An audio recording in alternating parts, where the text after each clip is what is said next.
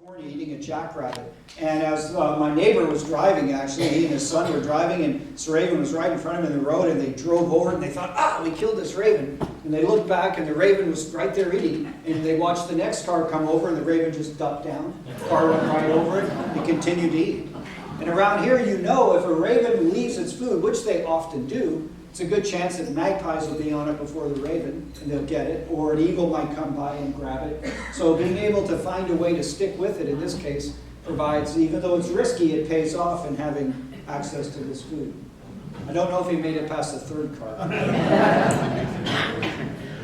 They do go after predators. I'm sure you've seen crows and ravens dive bombing at hawks and owls or eagles. Here, occasionally, again, that becomes deadly for them. There is a real risk involved, but it pays off most of the time. And what's interesting is it's done, obviously, to move predators out of an area in one respect, but it's also, again, done to show off to one another. And the bird that gets the closest and dives at it most vigorously is the dominant individual in the particular area. And there have been experiments done where if you put another crow mount by a predator, for example, the crows that come in to attack the predator, the first thing they do is they attack the other crow. The dominant guy comes in and knocks him off. And in crows and ravens, males are dominant to females, are a little bit bigger than females, and so they're the ones that you see taking those risks most evidently. They are delinquents. They get in all kinds of trouble. Lots of stories of the bird that did this or did that we didn't want them to do, and I'm sure you've had some of these experiences if you live with them. But drinking Ravens Brew coffee in Anchorage and Juneau, favorite thing of ravens in the parking lots there, or these India house crows taking cigarettes and all sorts of things, stealing diamond rings, taking dentures, lots of different items have been stolen from people, and most of them returned, but not all of them. In this case, in Japan, the jungle crows were stealing candles from these shrines, Shinto shrines, which was not a good thing. And for those you all are very sensitive to this, if you take a lighted candle and fly off with it and drop them in the woods, what happens? Well, they started a lot of fires, and people couldn't figure out how the fires were getting started until they tracked it down to the crows stealing these candles. And these candles are made of a plant fat. And so they're very healthy for the birds to eat. They were good food item for them to eat. And they'd go in and steal these and use them as food later. And it got me kind of thinking some of the early Indian legends we have around here in particular of ravens stealing the light or bringing the light to the world could very well have been motivated by similar observations, maybe stealing candlefish, for example, that were lit from early campfires or whatever. They have all kinds of vocalizations. I have some recordings of some raven vocalizations. I thought I would play some of these for you. We don't know what all the different calls are by any means that ravens or crows do. We know they have some very standard calls like the mobbing call that attracts predators that attracts others to come in and move predators away, or begging calls when they're hungry and things like that. So I have a few of those here for you. And then I also have one of a raven talking that I want you to hear because they're very good mimics as well. So we'll start off with what females do.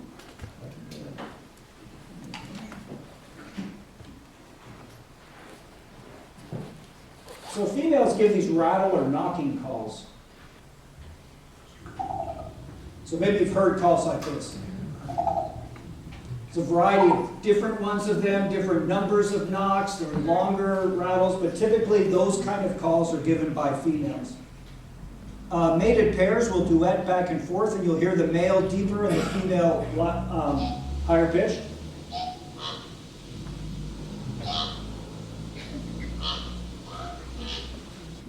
So they'll go on and on for hours like that. When birds are around food and they can't get at it, they're hungry, they'll give these yell calls. Very commonly heard.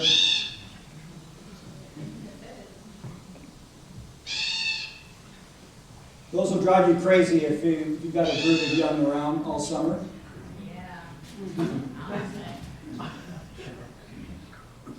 This one is this will be a fast call, but it's interesting. It sounds kind of like a crane to me. And it's a warning. Basically, if another raven hears this, there's going to be a fight if they don't back off. So very specific meaning in that particular case. If you don't listen to this, I'm going to attack. And then a lot of the calls they give are territorial.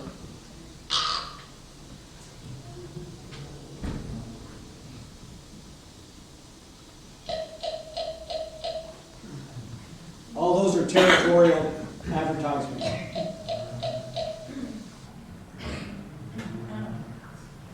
Okay, now for the talking. So what you're going to hear in this is you're going to hear a woman, Mrs. Hurlbut. She has a pet raven, and the raven sounds a lot like her, because when you raise a raven with a person, they take on that particular voice. So he will ask questions, she will ask questions. What's your name? What do you know about Edgar Allan Poe? What do you call a raven that does bad things? And things like that. So you'll hear her ask a question, and then you'll hear the raven answer it.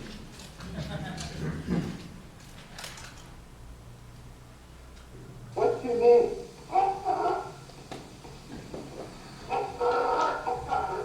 Well, maybe you know about Edgar Allan Poe. According to him, what is the raven supposed to say?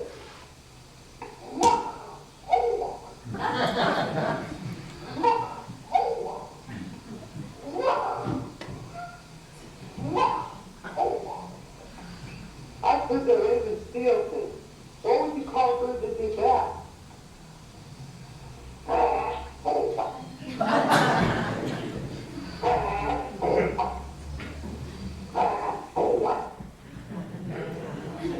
So obviously they understand these questions quite well, understand the answers to them. No, they doesn't understand the answers, but certainly has been taught to say certain things in response to these prompts. But sometimes when crows or ravens get away, after they've learned this kind of thing, they then use this voice to do other things. And for example, there was a crow around Missoula, Montana in the 60s that was that awoke a guy that I've met since then. And this guy was awakened because his dog was barking in the backyard like crazy, just going on and on and on. And there was this guy calling his dog. Here, boy, come on, boy, here, boy, let's go. And Kevin got up, he went out in his backyard trying to shut his dog up and get the guy who was calling his dog out of there. And as he went over to the kennel, up popped a crow saying, here, boy, come on, boy, let's go. And this crow was famous. He went around the neighborhoods and he rounded up all the dogs. All that he could get. And he stole them, basically, and brought them to campus here in Missoula. Lined him up under the tree, was calling him, here boy, come on boy, let's go. And all the dogs are looking, sure, there we go, let's go.